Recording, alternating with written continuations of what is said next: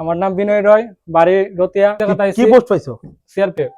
আমি মেইনলি জায়গাটা আইছি আজকে দাদার লেগা, কারণ দাদা যদি না থাকতো আমি জায়গায় আইতে পারতাম না। কারণ আমার প্রথমে বুক আছিল 69, সবার আগে আমি এটা কম 69 থেকে 80 হয়েছে, মানে দাদা বহুত হেল্প করছে। বুকের বুকের লিগা ভাই। এই যেদিন প্রথম পড়াতে আইসলো, এর শরীরটা যদি দেখতা তুমি, মানে খুব খারাপ অবস্থা আসতো কিন্তু ওই টাইমটার ভিতরে। এর বুক কিন্তু খুবই খারাপ অবস্থা আসতো। 69 মানে বুঝুনি কিটা কিচ্ছু না বুক। এখান থেকে এরে এরে ইনক্লাইন ডিক্লাইন, তারপরে যত বিভিন্ন রকমের পুশআপ আছে যেটা আমি ফুলাবানটা এক্সারসাইজ করাইছি, প্রত্যেকটা এক্সারসাইজ হেরে দিয়া মানে হেরে করাইছি। এবং কথা শুনছি, সবচেয়ে বড় কথা, ইভেন ডায়েট চার্টও দিছি, সবকিছু ফলো করছে। ঠিক আছে, যাই হোক হন।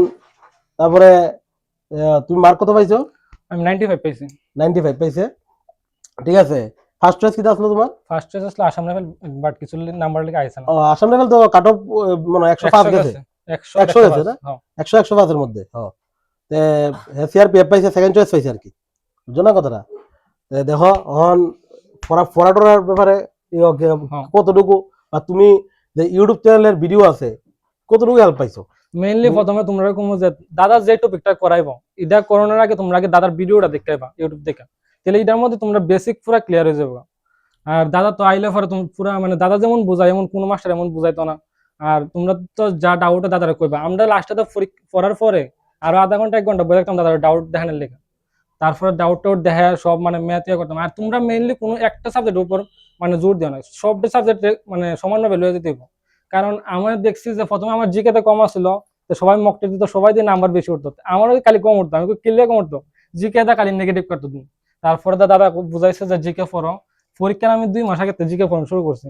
তারপর লাস্ট একদিনকে মানে এক্সাম হয়েছিল, দাদা কইছিল যে এটার মধ্যে প্রাইজ দিব, তাই আমি কইছি এটা তুই জিকে দিয়ে তুলুম। তারপর জিকে পড়ছি যেমনি দাদা যেমনি দেখাইছে এমনি পড়ছি। প্রাইজের লেগে পড়ছে কিন্তু না মেইনলি তো এখানে সবাই যে প্রাইজ লইতে আইতে, আমার তো একটা ইচ্ছা আসতো যে এখানে উঠুম, কারণ এখানে সবাই উঠতে পারে না।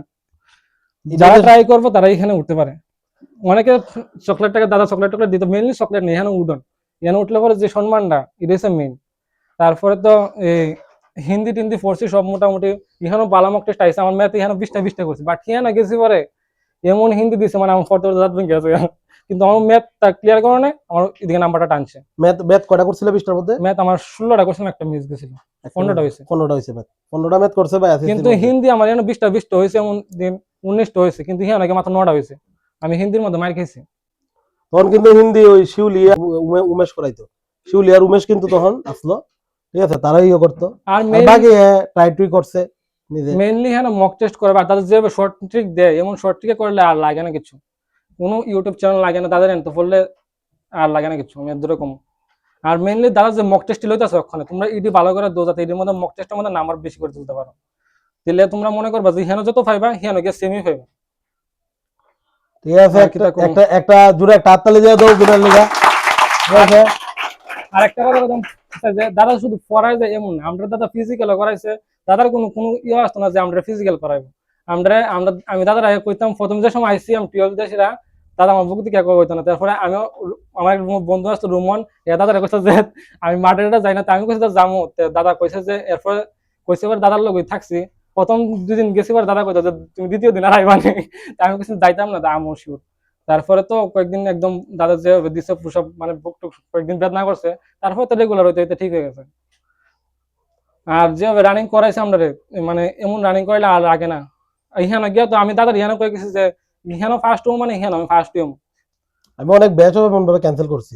দাদা আমি আমার জায়গায় অন্য মাস্টারে ঢুকাইছি। দাদা এখানে পড়া আসলো, পড়াতে বাইরে আসলে এমন দিন গেছে না খাই এসে গেছে। দাদা পেট ব্যথা আসছিল, পেট ব্যথা লেভন গেছে মাঠে শুধুমাত্র আমরা লেগে।